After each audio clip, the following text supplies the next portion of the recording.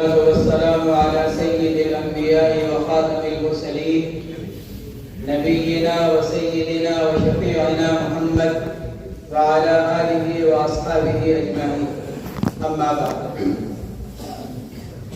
سب سے پہلے تو میں حضرت مولانا دامت برکاتہ العالیہ کا شکریہ ادا کرنا چاہوں گا. حضرت نے مجھ کو یہ موقع مرحمت فرمایا کہ میں یہاں آیا، آپ حضرات کے اس پروگرام میں شریک ہوا اور پھر مجھے کچھ کہنے کا حکم بھی فرمایا.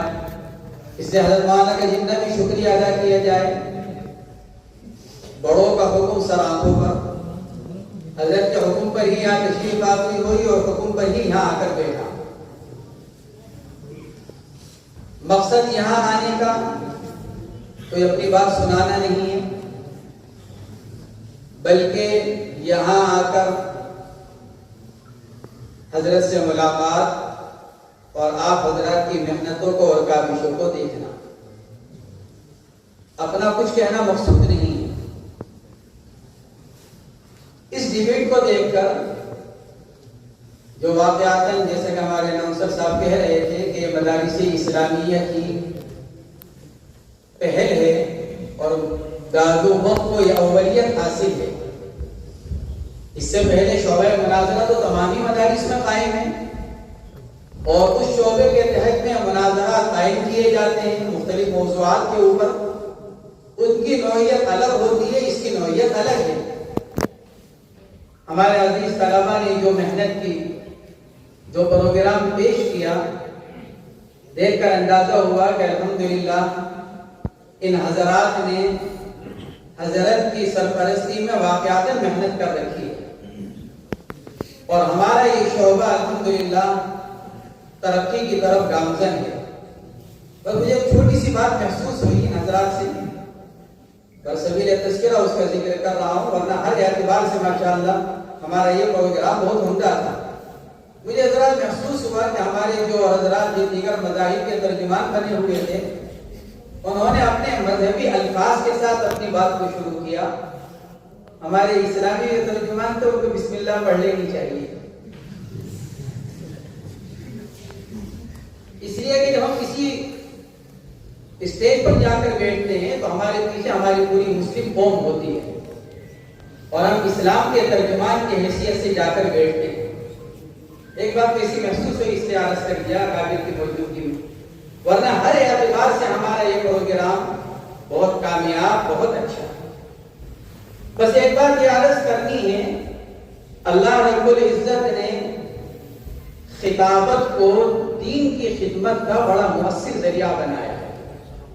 ہمارا جو مقصد ہے ان انجمنوں سے، ان شعبوں سے، وہ صرف کیا ہے کہ ہمیں اتنا بولنا آ جائے کہ ہم کسی بھی اسٹیج پر جا کر اسلام کی صحیح ترجمانی کر سکیں، اسلام کی صحیح تعلیمات دوسروں کو پہنچا سکیں. اس لیے کہ اللہ رب العزت نے اسلام کے اندر اور اسلام کی تعلیمات کے اندر وہ اثر رکھا ہے کہ جب کسی انسان کو صحیح طور پر پہنچتی ہے تو وہ انسان اس حق کو قبول کیے بغیر نہیں رہتا.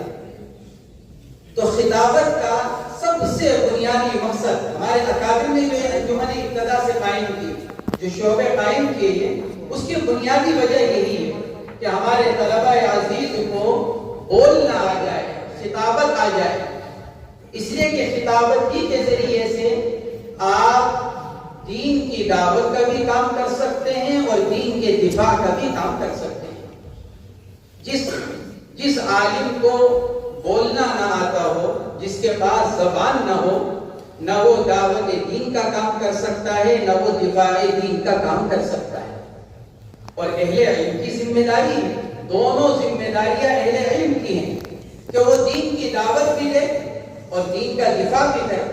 آج کا جو موجودہ اس وقت منظر نامہ ہے پوری دنیا کا اور جو صورتحال ہے، اس صورتحال میں اہل علم کی ذمہ داری پچھلے دور کے مقابلے میں کئی سو گنا بڑی ہوئی، ایک گنا نہیں، کئی سو گنا بڑی ہوئی. دنیا ہماری طرف دیکھتی ہے، مدارس کی طرف، مدارس سے نکلنے والے علماء کی طرف، آپ حضرات کی طرف. اور دنیا قیاسی ہے، آپ کی منتظر ہے. اس لیے ہم اپنی اس خطابت کو ذریعہ بنائیں کہیں کے لیے دین کی دعوت اور دین کے دفاع.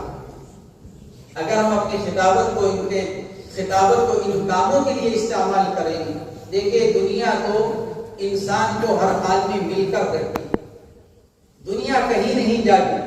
مجھے حضرت حاجی امداد اللہ صاحب مہاجر مکی رحمۃ اللہ علیہ کا ایک ملفوظ یاد آ گیا. ویسے ہی حضرت نے دنیا اور آخرت کی مثال پرندے اور اس کے سائے سے دی ہے. ارشاد فرمایا کہ جو آدمی پرندے کو پکڑے گا اس کا سایہ خود بخود آئے گا. پرندے کی مثال آخرت کی ہے، دنیا کی مثال اس کے سائے کی ہے. ارشاد فرمایا جو آدمی پرندے کو پکڑے گا وہ سایہ تو خود بخود آئے گا، کیونکہ سایہ پرندے کے ساتھ ہے. اور ارشاد فرمایا کہ جو آدمی سائے پر ہاتھ مارے گا تو سایہ کبھی ہاتھ نہیں آتا، اور سائے پر ہاتھ مارنے سے پرندہ اڑ جاتا ہے. تو نہ انسان کے ہاتھ میں آخرت آئے گی، نہ انسان کے ہاتھ میں دنیا آئے گی. اس لیے ہم اپنی اس ساری محنت کو ذریعہ بنائیں کہ نہیں کا اپنی آخرت کا اور دین کی خدمت کا، جیسے ہمارے اکابر رحمہم اللہ نے ذریعہ بنایا. یہاں کے روح روا خطیب الاسلام حضرت مولانا محمد سالم صاحب قاسمی رحمۃ اللہ علیہ، جو اپنے زمانے کے مشہور خطیب، ان کا نام ہی ہے. پھر ان سے اوپر حکیم الاسلام حضرت قاری طیب صاحب نور اللہ مرتضی، جن کی تقریروں کے ذریعے سے دیوبندیت کا تعارف تو ہوا ہی ہوا، لیکن سب سے بڑا تعارف اسلام کا پیش کیا ہوا.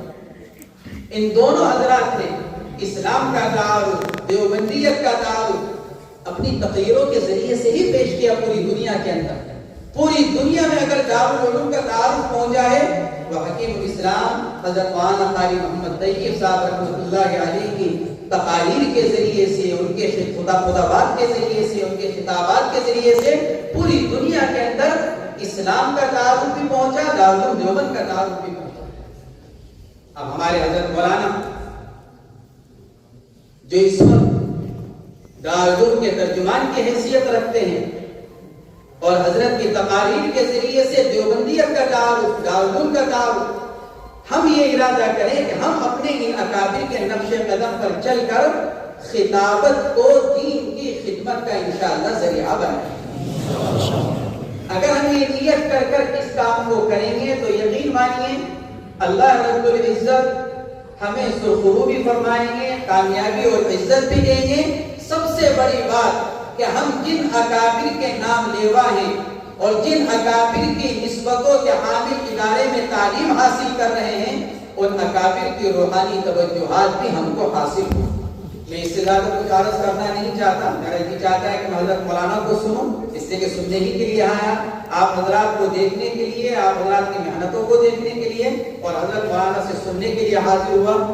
لیکن مجھے بہت خوشی ہوئی، خاص طور سے آئین سے متعلق جو سوالات کیے گئے، برصغیر تذکرہ ایک بات عرض کروں، ہم نے اپنے آپ مذاہب میں ایک شعبہ شروع کیا ہے، اس میں اولیت ہمیں حاصل،